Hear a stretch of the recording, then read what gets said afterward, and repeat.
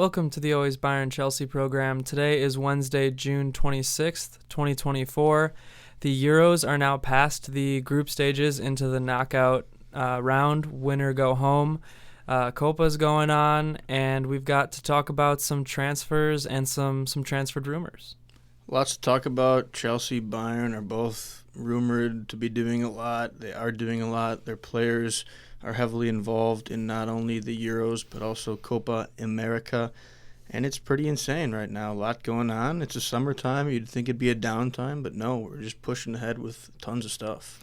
Yeah, I really feel like there is a lot to talk about, just as much or more almost than during the season. But yeah, I just thought I'd start this off by listing the 16 teams that are in the round of 16 now for the Euros.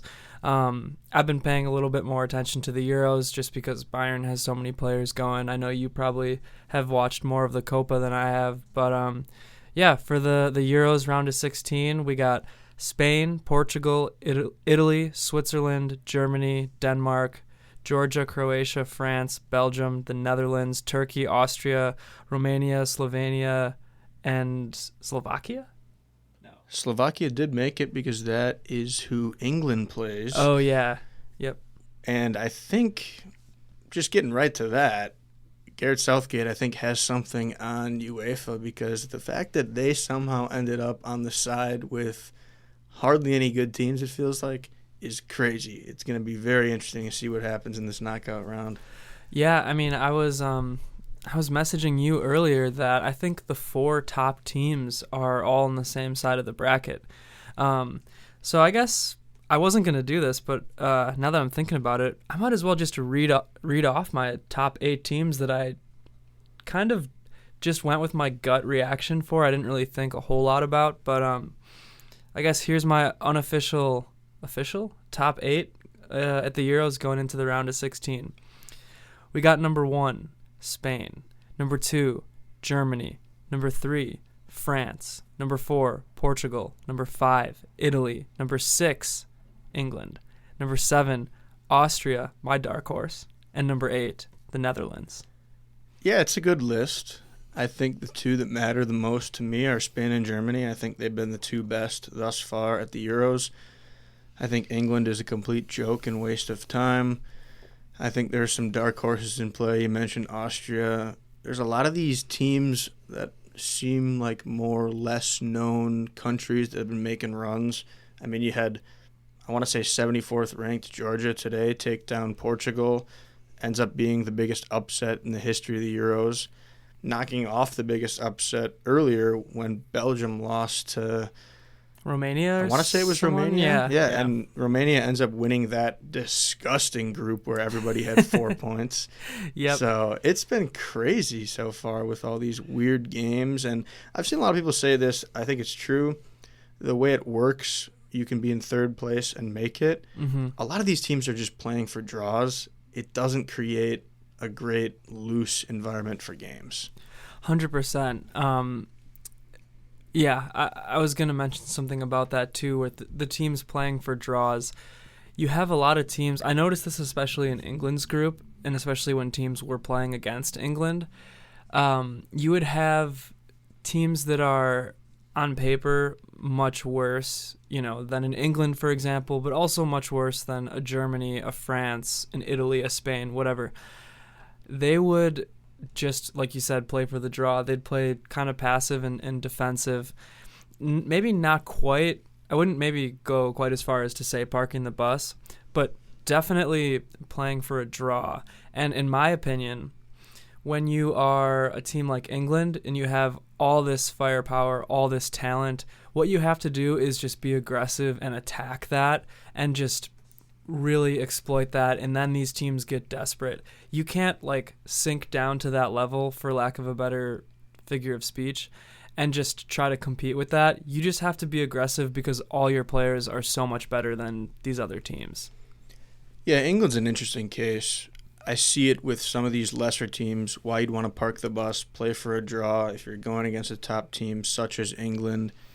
But England themselves, with all that talent, I agree with all your points. I mean, they should be showing the world that they're one of the top teams.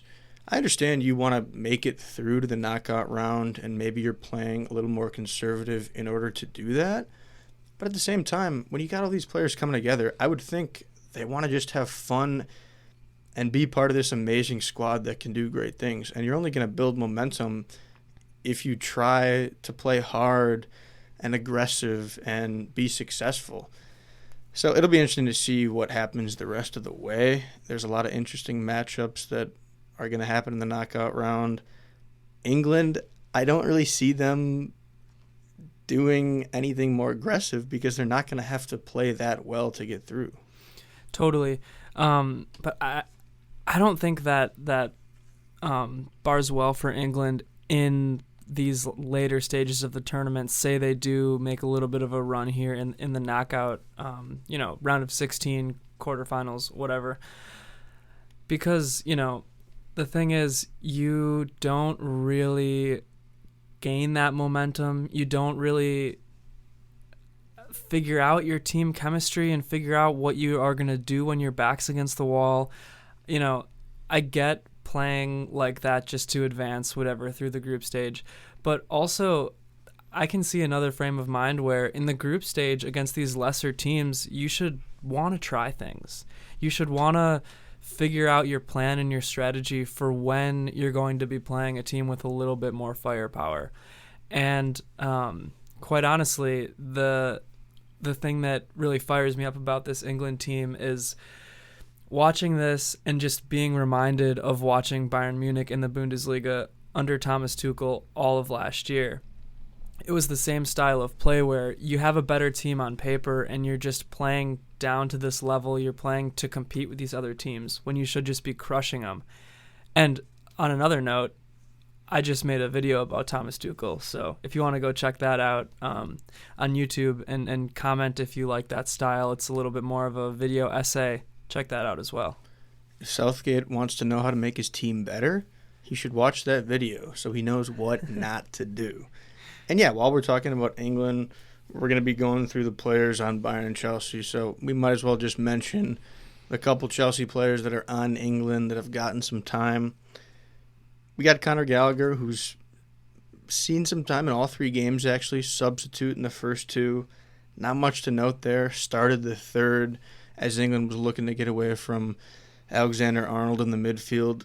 Just really didn't do enough for Garrett, for me, for any of the fans watching, to be quite frank. That's a little disappointing, but not completely surprising out of him. And then you got Cole Palmer, who did not play the first two games. Complete mistake by Southgate, in my opinion, to not even bring him on as a sub. In my opinion, too. Palmer definitely should have been playing. And not to mention, the guys ahead of him weren't necessarily doing anything to prove that they were the right guys in the spot. So that was even more crazy. He finally brings him on as a sub in the third game for 19 minutes, and he shows everyone why he's one of the top players in the world right now. Yes, I did say in the world. Yeah, I mean, he looked great. And also, I guess I should say this. Maybe I should have said it out front. I didn't get to watch England's first match, but I watched their second two matches. And 100% Palmer should have been playing. Maybe not starting, but I don't know why he wasn't used as a sub in the second match and why it took so long for him to come on in the third match. Other than what I just got done talking about, where Southgate's tactics were to be more passive. But when Palmer came on in that third match, it was pretty special. I'm not gonna lie. He looked like he was fresh. He looked like he was confusing the defense. He's very unpredictable. He had some real nice link-ups with Kane, too, that made me smile.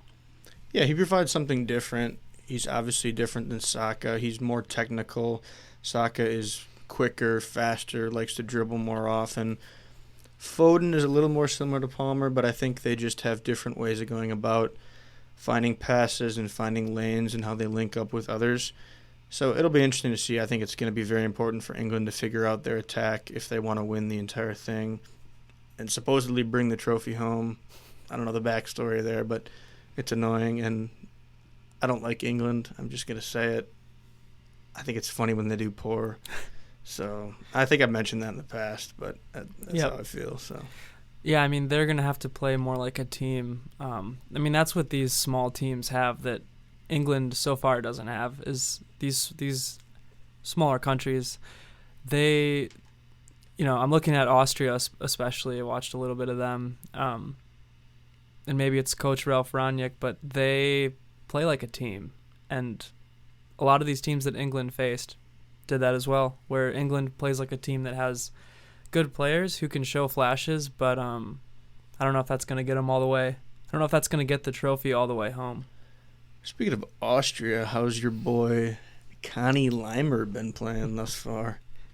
He's been all right. I wouldn't say he's played up to his best potential yet, but he's been all right. And he's also one of those guys who you don't necessarily notice if you're just looking at the stat sheet or whatever. He's kind of a box-to-box midfield guy.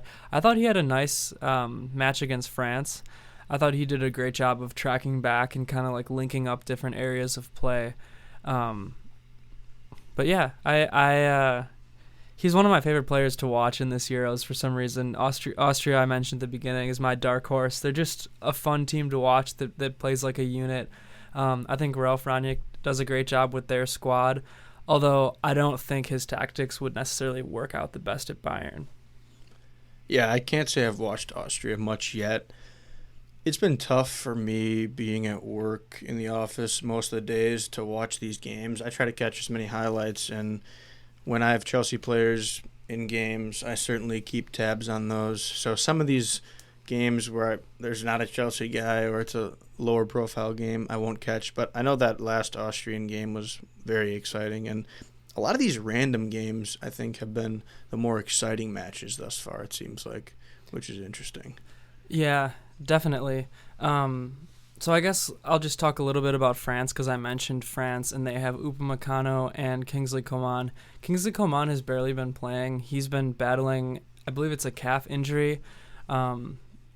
Unfortunately, we'll talk more about him when it comes to the transfer rumors for Bayern players, but I think he got a few minutes in their last match but didn't really do anything.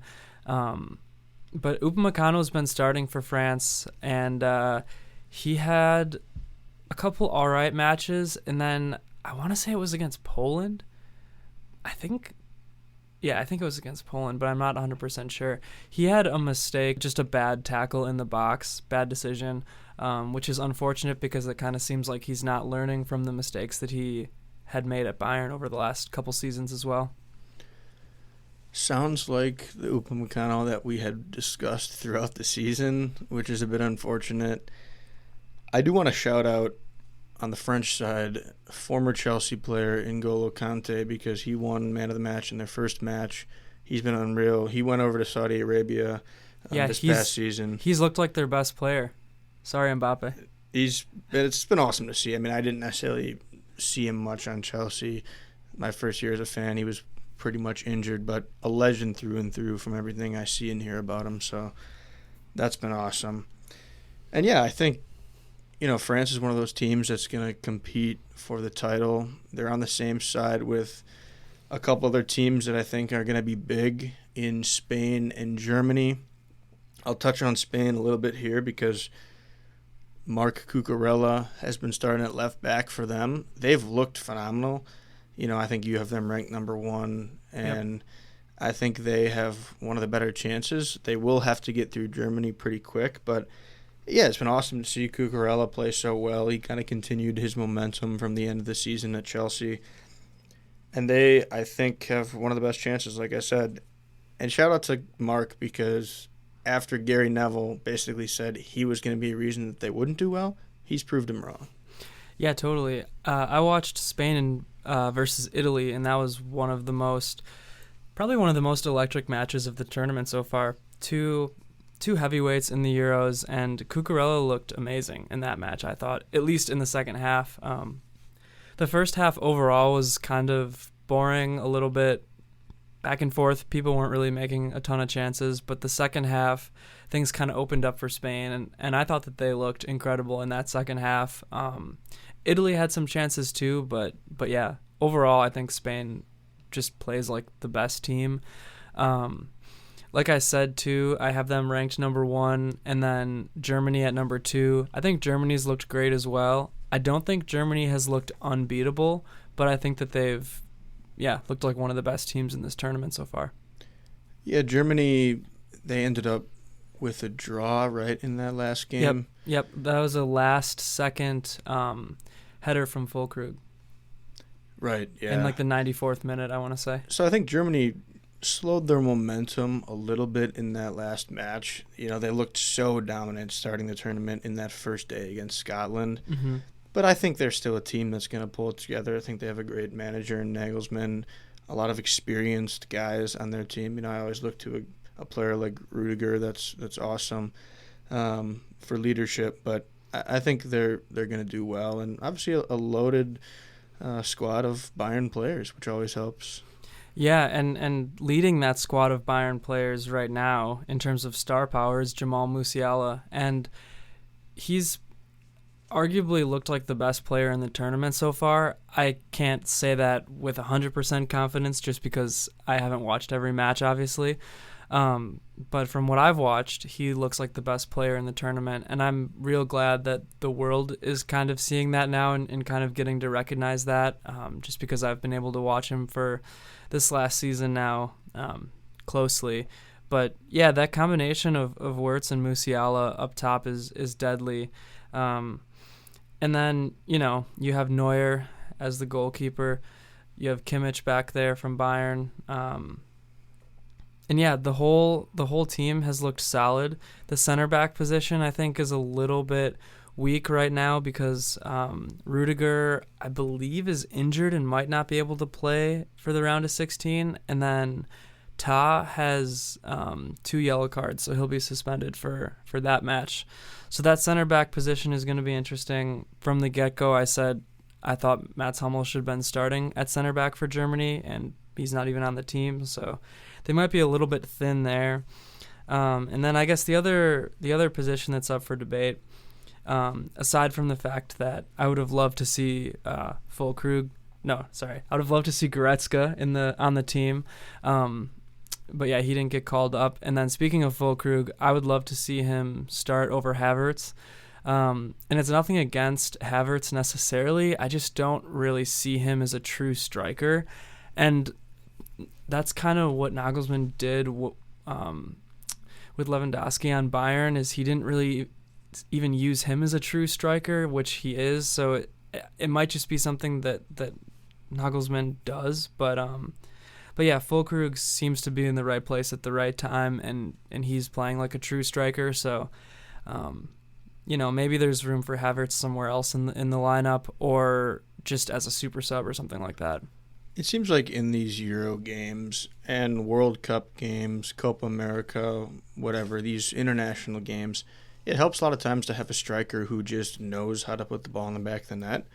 There's so many chaotic moments in all these games that I've watched where crazy sequences happen.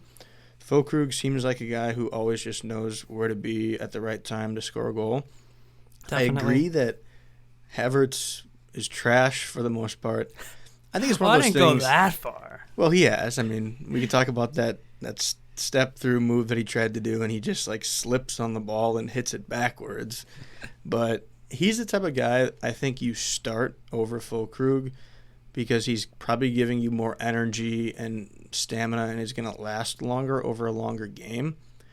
But then I think when you see if he's not playing well, then you bring in Füllkrug, whether it's in the 50th minute, 70th minute, you need a late goal with 20 minutes left, you know. So I think that's kind of the logic there, if I had to say. Yeah, I would say that Havertz definitely has more skills. He can do more. He can do more with the ball. He has more skills than Füllkrug does. But Füllkrug just, like you said, can put the ball in the net. He's always seems to be in the right place at the right time for Germany. Whereas Havertz doesn't necessarily, but, you know, who knows? And this is also not a bad problem to have. These are both solid players.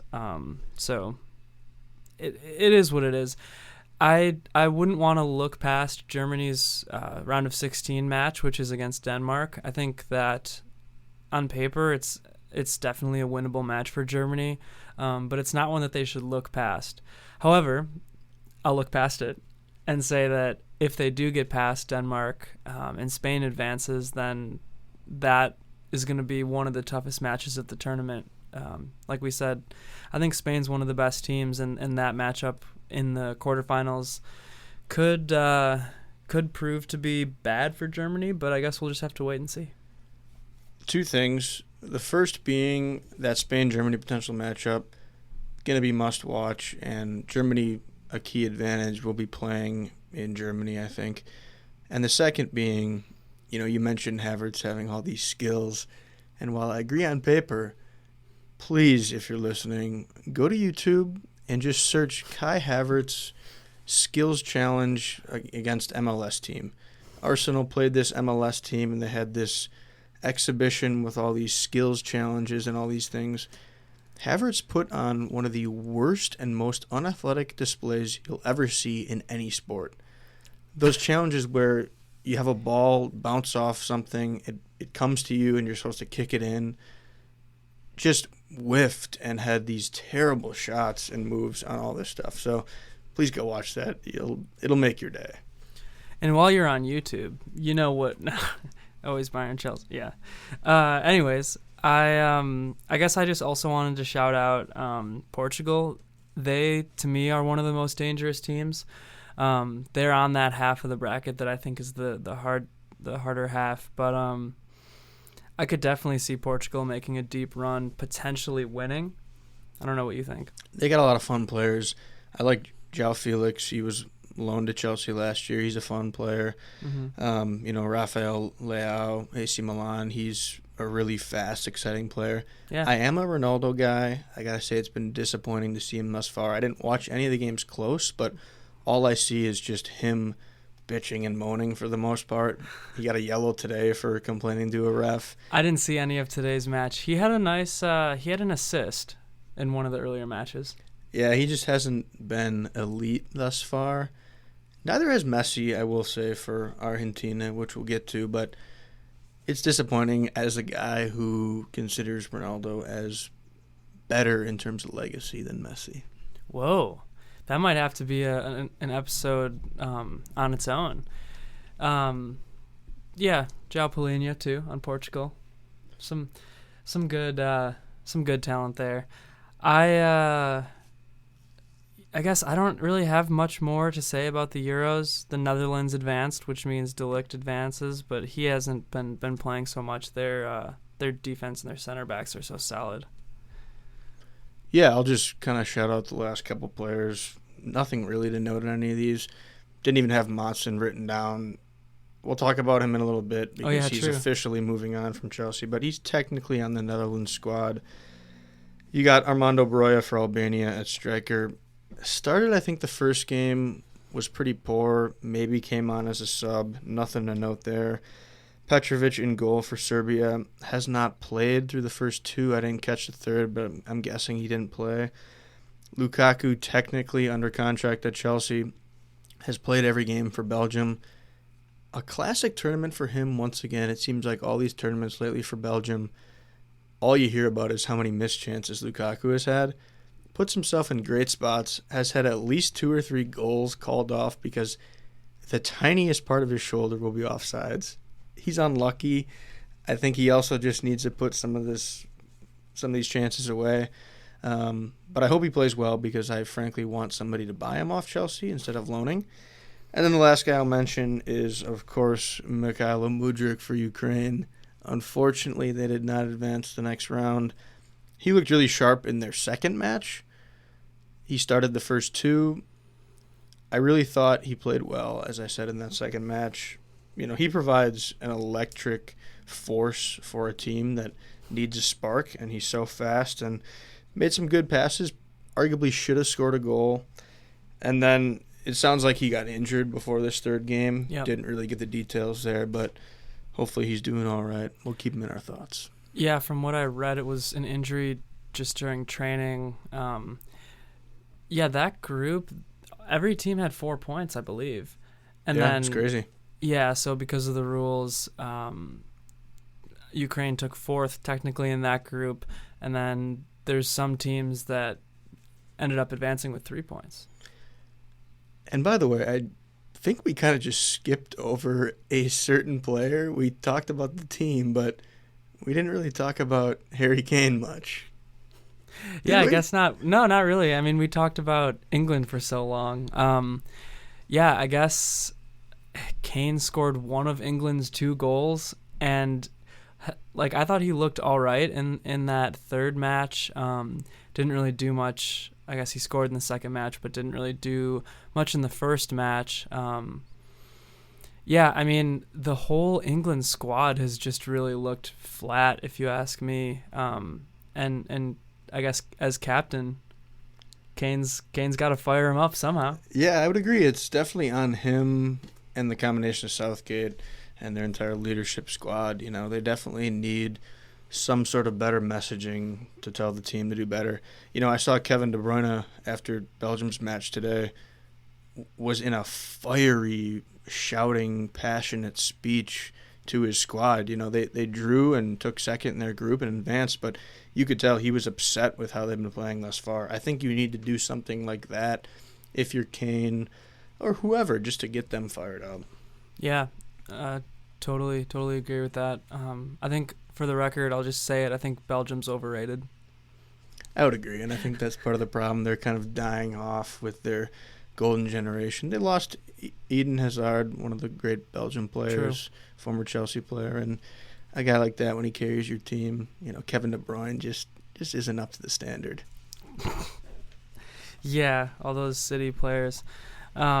Well, all right, should we move to the Copa? Because I don't really have anything to say about that. I only watched the U.S. men's match, and then I saw that Team Canada, which is captained by Alphonso Davies, lost their first match and then won today.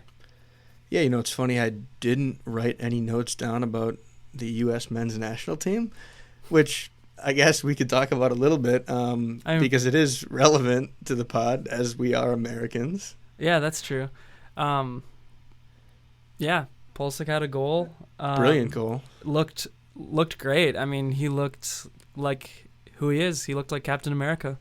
Yeah, you know, they played really well in the first half. Yeah, I thought, could have put more goals on the board. I think the second half. I think they had an offside.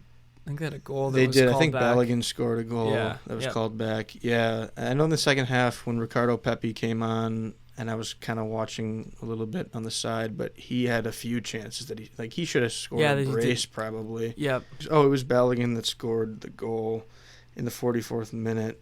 I really can't even think of. It might have been just a tap in, if I recall correctly. Mm-hmm. I don't know for sure, but yeah, they're interesting to watch. They play tomorrow against Panama, I think, and then they're gonna have a nice one against Uruguay. They looked decent in their first game. I was watching that the other night. But yeah, I'll just run through quickly here a few of the other teams that I have interest in. Ecuador, certainly, because of Caicedo and Kendry Paez. They lost their first. I didn't catch any of that, but I know Caicedo has looked really strong, just seeing the reaction on Twitter and his score on various sites that track players. He kind of holds down the midfield for that team, and he's their best player at this point. And then you got Kendry Paez, who's 17 years old and will be coming to Chelsea next year, and shows these flashes of brilliance and why people think he's one of the best young talents in the world, certainly one of the best in South America. And we saw right before the recording of this pod, Kendry Paez scored a pen for Ecuador. Just the fact that they are letting a 17-year-old kid take penalties for the team, I think says a whole lot about him and his character. Yeah, I do too. And then speaking of that pen, how about that celebration? Yeah, he does the Cole Palmer celebration, which has been seen all around the world. We saw Esteval do it, who we'll talk about in a little bit here down in Brazil. Another player did it in the Euros. So Cole Palmer showing that he influences all these players, even though his manager doesn't play him for England. I was going to say, hopefully he gets some more minutes. Yeah, actually, I guess the one last note, just Enzo for Argentina. Only played the second match, just kind of working back from the injury. But yeah, it'll be interesting to see him playing with Messi and all their talented players. They're the number one team in the world, so they certainly put on a good display. Cool. All right, so let's move over now to the transfers and the rumors, because there's been a couple transfers already, a couple of players coming in to Munich, and I know I mentioned this last episode we did, but Hiroki Ito from Stuttgart is now a Bayern Munich player. He plays center back and a little bit of left back. He's a left-footed guy. I think that's a fine signing. I think he's a good player. I don't think he is a replacement for someone like De Ligt or Upamecano or Kim or any of these center backs that we're apparently looking to sell. But I think it's a good utility guy, and I think he could potentially be a backup for Davies / a replacement for Davies if he ends up getting sold. I don't think he's going to fill Davies' shoes, so to speak, but him, maybe Guerrero, maybe Mazraoui, who also might get sold, but a combination of those guys could kind of maybe work together to fill that hole.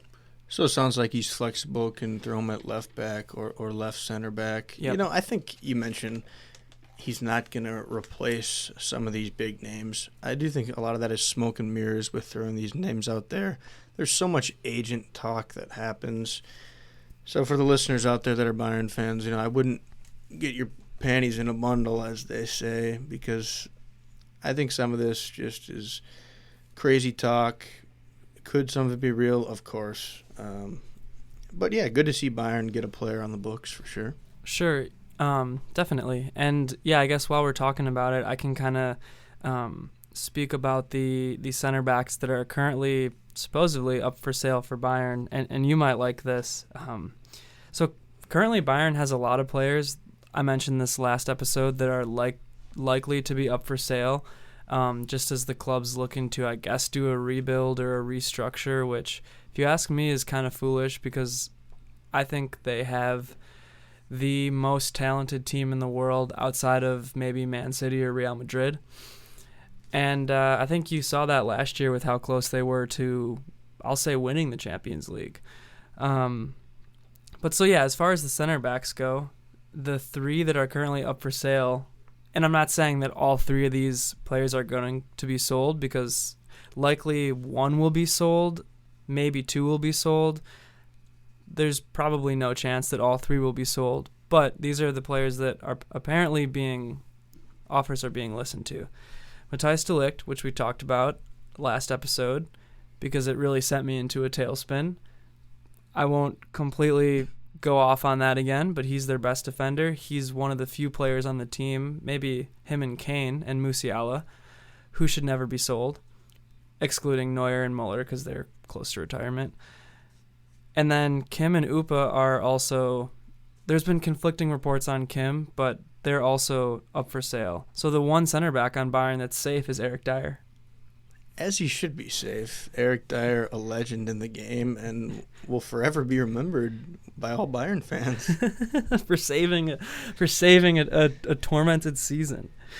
But yeah, then the other transfer that you got for Bayern Munich, which this is relevant to Chelsea as well, is Michael Olise. I've heard it pronounced Olise. I don't know if it's Olise. I say Olise. Yeah. Everybody, for the most part, that I see says Olise. Yeah, that's certainly a move that is happening.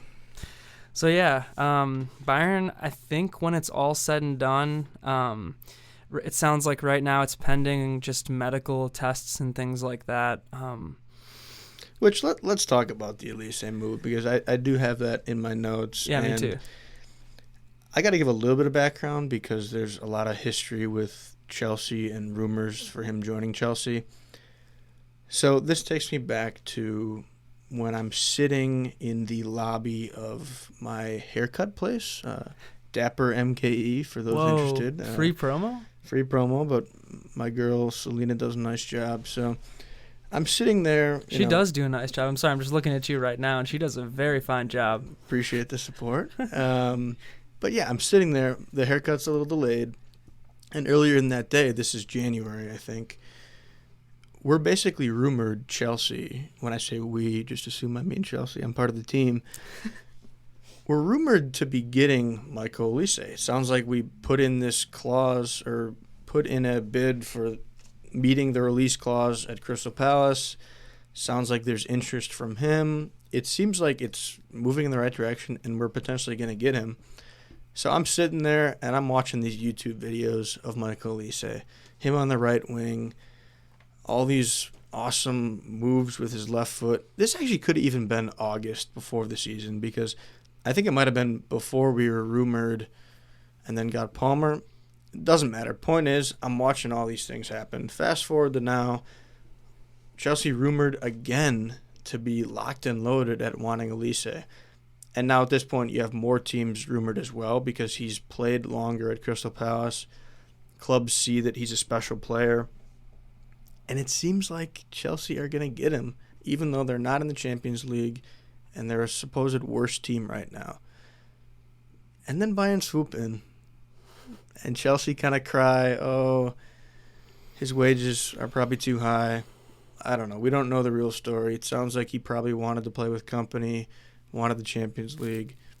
But I'd love your thoughts on the type of player you think you're getting and how he's going to fit the team. Definitely.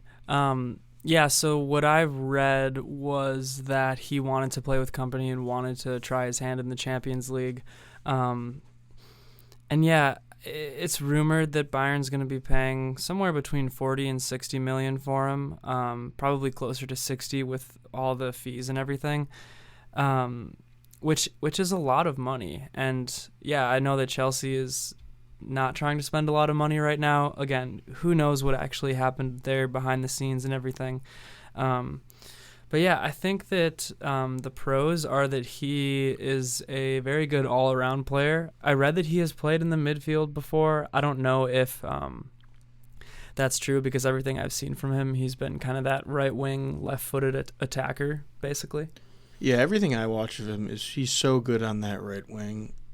I imagine him throwing the ball in to Kane constantly throughout the game, multiple times. I think Kane's going to score a lot of goals assisted from Olise. 100%. He delivers a perfect ball with that left foot a lot of the times. And then he's going to have that threat where you're cutting in toward the middle, and he's had some brilliant goals bended into that upper left corner. So I think a league like the Bundesliga, I think it is certainly a little bit weaker than the Premier League. I'm not going to trash it and call it something else, but I do think that will benefit him in terms of being able to use his savviness. I don't think he's super fast or anything, but you don't necessarily need all that in the Bundesliga compared to Premier League where some of these guys are fast but less technical. I think he does have that technical ability, and I think Bayern fans will see that week in and week out with him.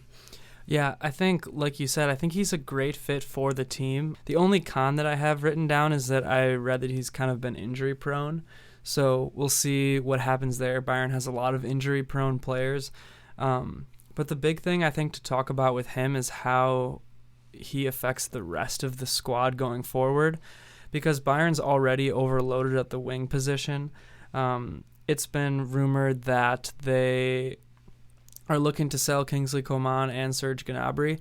It's also been rumored that Serge Gnabry doesn't want to go, and they can't force him to go, so we'll see what happens there.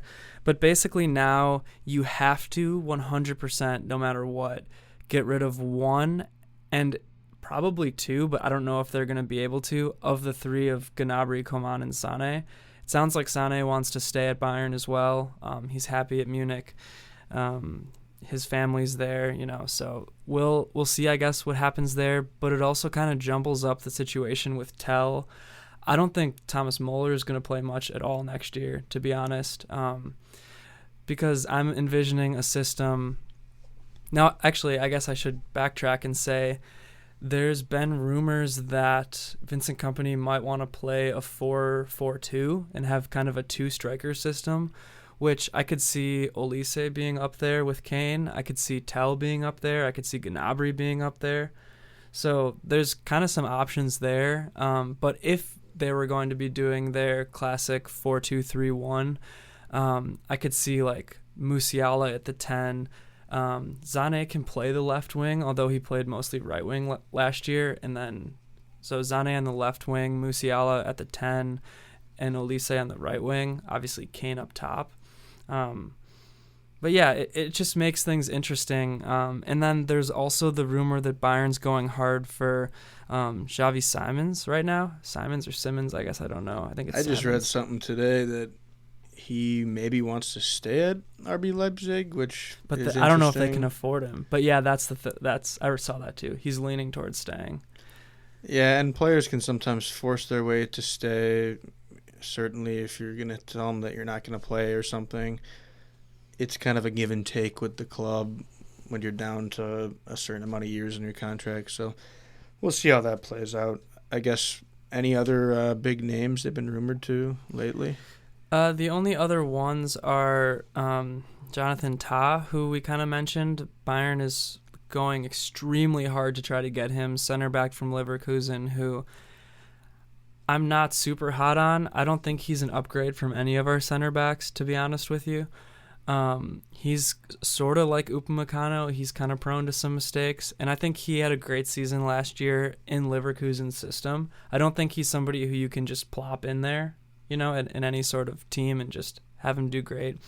But the other is João Palhinha from Fulham, who last year Bayern Munich had on the docket in Munich, signed whatever, but he didn't pass his medical tests, or there were some last-minute things that happened there, and then he had to fly back to Fulham and was on Fulham last year. So Bayern is pulling hard for him. Apparently, Fulham wants basically the same amount that they offered, that they were about ready to get him for last year, and Bayern doesn't want to pay that much again. So, but he would be a great addition to the midfield, I think. A defensive midfielder would be great. I think it means that Kimmich and Goretzka, at least one of those two, but probably both of them are gone, but we'll see.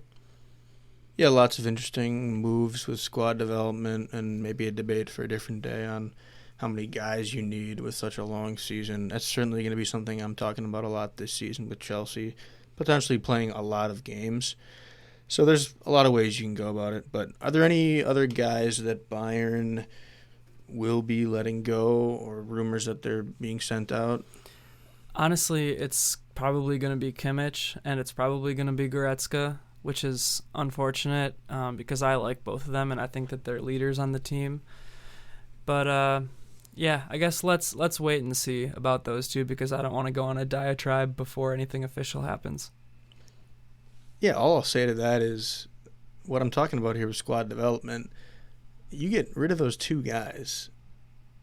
Who are they bringing in at that point? Are they promoting guys from underneath in the academy? And you don't necessarily have to answer now. We'll talk about it in the future. But these decisions, it's just interesting because it is. You got to build a squad still at the end of the day. I agree. And you have to have good players, especially a team with the history like Bayern. So yeah, I mean, you have Stanisic back now from Leverkusen, and you have Sasha Bouet for right back. But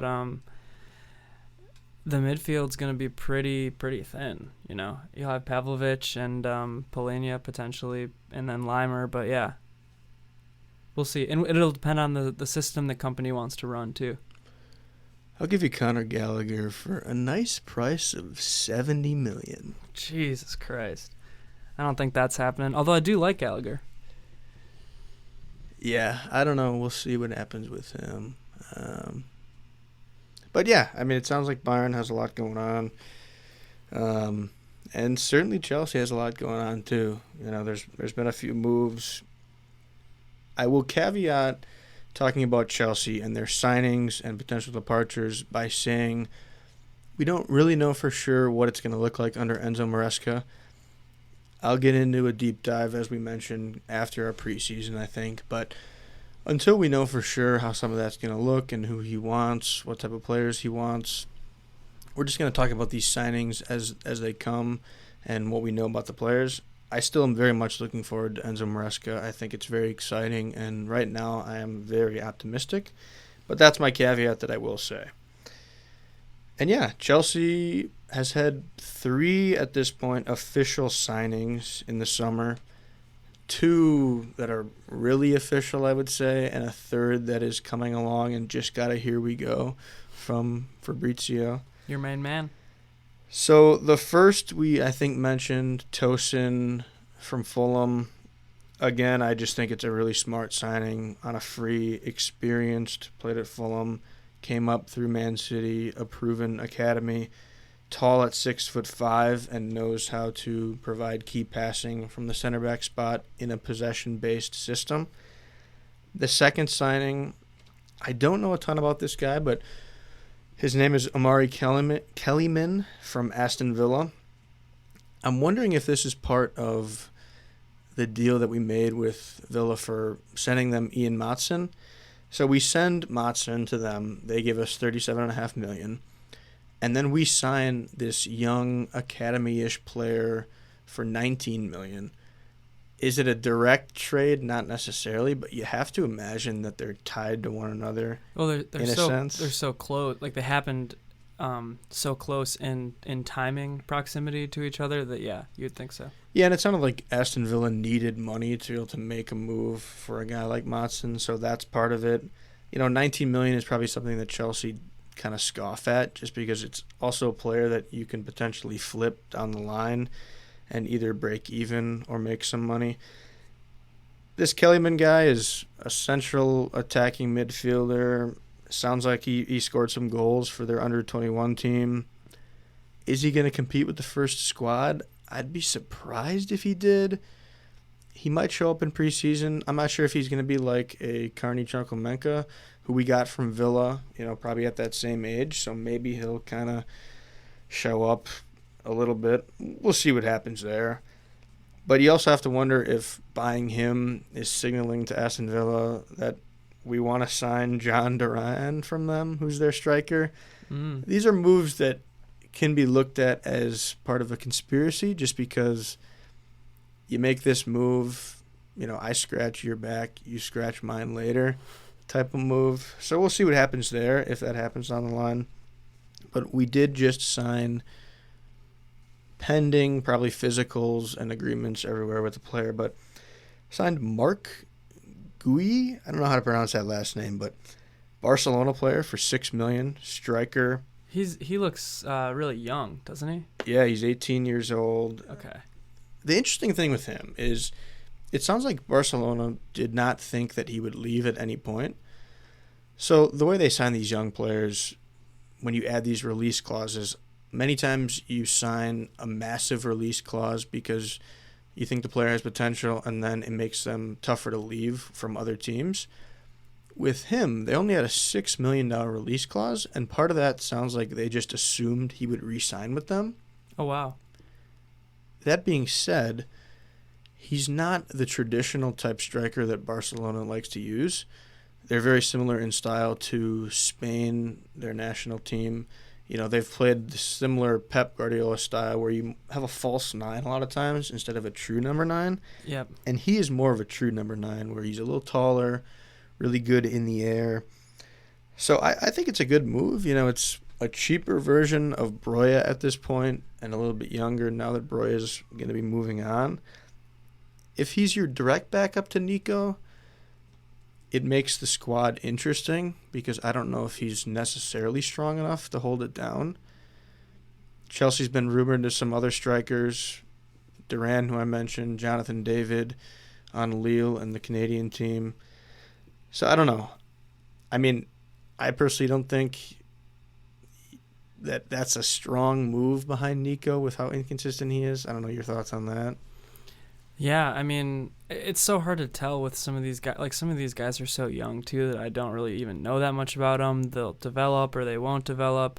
I've said it a million times on this show, but ideally, from my perspective, I guess, which you can, whatever, I'm not the coach, but ideally for me, Jackson isn't the striker, and there's a guy like a traditional striker, like Old Boy, playing in that role, so we'll see. I mean, I feel like Chelsea's sort of similar to Bayern, just has so many moving pieces at that attack that and with a new coach, you almost don't know / you just got to wait and see. Don't get me wrong, I've said on this pod, I have faith in Nicholas Jackson. I think he has potential still. I think he showed that he was great last year, especially at the price we got him. I just think with the amount of games Chelsea will potentially be playing this season, you need guys to fill roles. Especially with that injury streak that happened to them last year. And same with Bayern, honestly. That too. And, you certainly have guys that could play striker. You're in Kunku's, this guy they get from Barcelona. Maybe you can throw him out there in these Conference League games because they're going to be against lesser opponents. Yeah. So we'll see on that. There is a fourth transaction I will mention because it is official at this point and has been signed, but here we won't go. come to play until next season. I believe you mentioned him, Estevão Willian. They call him Little Messi, Messinho. They say he's potentially the next Messi or Neymar.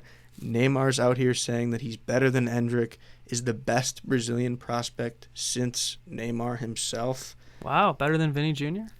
I mean, he's unreal. Okay. He signed with Nike when he was 10 years old. Jesus. People have been saying he's the future for a long time now. This might be maybe I'm just hyped up on the NBA draft here, but this might be a LeBron scenario. It's unreal. I mean, another left-footed guy, similar to Kendry Páez. They can both play right wing in the middle a little bit, but it's so exciting to see Chelsea accumulate these players in places like South America that are just ripe with talent. And I couldn't be more excited for him. I'm hopefully going to catch some of his game here in about 20 minutes playing for Palmeiras. So that's exciting. That we'll talk about probably a ton over the next year, honestly. Yeah. Cool. I mean, that's the transfer stuff I wanted to talk about and rumors. Do you have any more rumors and transfers to mention? You got 3 pages of notes here. Yeah, I won't spend a ton of time on these, but I will just mention because a couple of these are official. Matson, as I said, official. Lewis Hall will depart because Newcastle, I think, met the clause where they're going to have to buy him. So left back is still looking like a spot where Chelsea might need to buy. Keep an eye on Riccardo Calafiori out of Bologna. Plays for Italy, provided the assist for their last-second goal the other day. He's kind of a left center back, left back, but I think a lot of teams are going to be on him. And then, just some guys that haven't seen a ton of movement on, but could be leaving Chelsea as usual. We've discussed. You got Chalobah, Gallagher, Broja, Lukaku, Kepa, Ziyech, Fofana, and sounds like Amari Hutchinson might go back to Ipswich, who he was loaned out on. So a lot of those guys I'm not going to spend time on just because I either don't want any part of them or they didn't play enough at Chelsea to warrant talk. And I think we'll talk more about Chalobah and Gallagher specifically in the future if they do end up getting sold. Yeah, I mean to be fair here, I think that right now you're seeing a lot of rumors, you're seeing a few transfers go down, but realistically after the Euros, after the Copa America, the floodgates are going to open and things are going to happen quick. I think that classically, as every single player who gets asked about transfers will say, I'm focused on the Euros right now. I think that actually is true. And we'll see, like I said, the floodgates open after that. But yeah, I guess I also should mention, keep your eyes peeled because pretty soon, we didn't talk about him very much in this episode, but either next week or next weekend, I'm going to be making a video about the one and only Captain Kaiser Harry Kane. So stay tuned for that. As always, thank you for listening. Go Bayern. Up the Chelsea.